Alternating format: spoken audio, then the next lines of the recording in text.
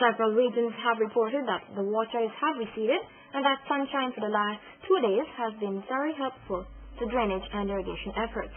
While in Region 1, Chairman Furman Singh says crops have been destroyed as the waters in the region receded minimally. Here is more in this report. Region 1 Chairman Furman Singh says he has visited a number of areas on the water and farmlands affected by the heavy rainfall. Areas such as Burima, Waini, and Kaituma have been affected also by the buildup of water. Officers visited Whitewater and Warner, and checks have been conducted on the Burima, Waini, and Kaituma rivers. The chairman says no rainfall for the past 2 days has been great for the region as some amount of water has receded. Region 3 Chairman Julius Faber says Backlands area at La Jealousy, Denhamstel, Blackenberg, Hade, Metamersburg, and Parika are still underwater, while housing areas water has receded. The chairman added that the region has experienced sunshine for the last 2 days. Region 4 Chairman Clement Corlett says water has receded in all the villages on the East Coast, and there is no report of floods in the region. Region 5 Chairman Harry Ryan Baldio says the region has experienced sunshine for the last 2 or 4 days, and in most areas water has receded. Baldio says that the Abari River in the region is under threat, but authorities there are closely monitoring the situation, and recent checks have been made. Region 9 Chairman Clarendon Lucas reported that there are no reports of any area being flooded. And Region 10 Executive Officer Henry Rodney says drainage systems are working effectively and there are no reports as it relates to the accumulation of water in the region. For the NCN 6 O'Clock News, I'm Natassia Logan. The General Agricultural Workers Union has denounced recent attacks by Israel against Palestine. The organization calls the relentless bombardment of the Palestinian people's homes a naked aggression on the people of Gaza. GAU says it seems that Israel had decided with tacit consent to wipe the Gaza Strip of the Earth's face. Latest death toll from Israel's bombardment is reported to be over 400 people killed, more than 180 Hamas activists, and 2,100 civilians, many of whom are children and complete families. GAU, in solidarity with Palestine, says it seems that it's only a start as Israel continues to bomb despite numerous protests from the international community. GAU says that the Gaza Strip will not surrender and that Israel and those behind its actions will not succeed in their objectives.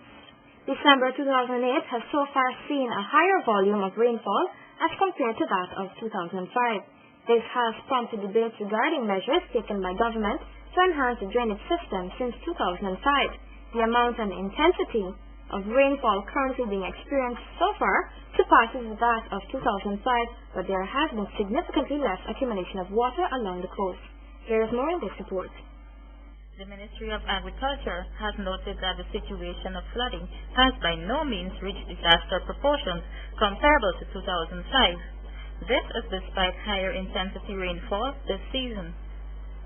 Agriculture Ministry officials believe the extensive work done in the areas of drainage and irrigation nationally is the main contributing factor. The Agriculture Ministry believes had this not been done, all low-lying flood-prone areas would currently be facing with a disaster of epic proportions. Efforts continue to be made by the government to amass vital funds to further enhance the country's drainage system. The Ministry of Agriculture's National Drainage and Irrigation Authority has expended in excess of $1 billion on equipment and drainage work, which included the building and rehabilitation of sluices, pumps, and cokers, and the clearing of canals, among other things. While the threat of flooding cannot be eliminated, efforts are being made to ensure the effects of high-intensity rainfall is minimized and managed effectively, as is currently the case. However, it has been noted that millions of people worldwide are being affected by unprecedented levels of rainfall, resulting in devastating floods in countries such as US, Brazil, Venice, Pakistan, Iran, India, and several Eastern European countries. In the meantime, the Hydromet Service has predicted that the current December-January rainy season will extend into the month of March 2009. And farmers and residents are advised to be alert and take necessary precautions to minimize the effects in low-lying areas as the ministry continues to monitor the situation. Reporting for the NCN 6 O'Clock News, Adeli Ramprasad.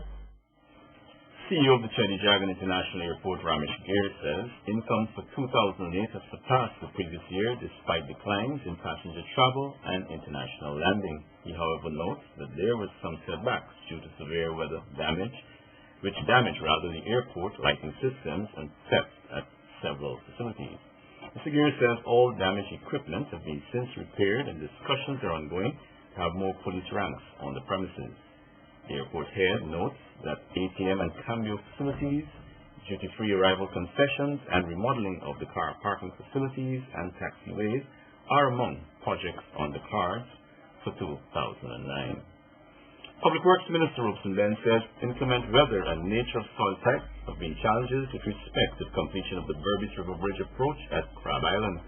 However, he anticipates that the expected results will be met upon completion of the project. More in this report. Transport and Hydraulics Minister Robson Ben says constructing the road should be seen as a major engineering accomplishment since the sediments are very soft.